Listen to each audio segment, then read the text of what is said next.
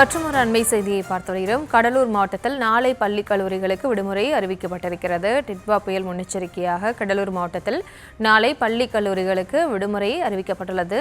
அண்மை செய்தியாக பார்த்து வருகிறோம். உங்களோடு இணைகிறார் எமது செய்தியாளர் பாரிவள்ளல். பாரிவள்ளல், வணக்கம். மேலும் விவரம். பிரியங்கா, நாளை கடலூரில் அதிக கனமழை பெய்யும் என்று வானிலை மையம் அறிவிக்கை வெளியிட்டிருந்தது.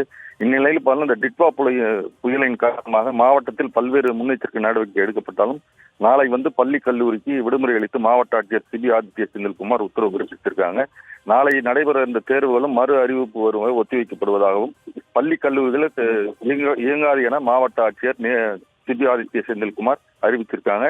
புயல் முன்னெச்சரிக்கை நடவடிக்கையாக பள்ளிகளில் பொதுமக்கள் தங்குவதற்கு வசதியாக இந்த முன்னெச்சரிக்கை நடவடிக்கை எடுக்கப்பட்டிருப்பதாகவும் மாவட்ட நிர்வாகம் சார்பில் தெரிவிக்கப்பட்டுள்ளது. பிரியங்கா,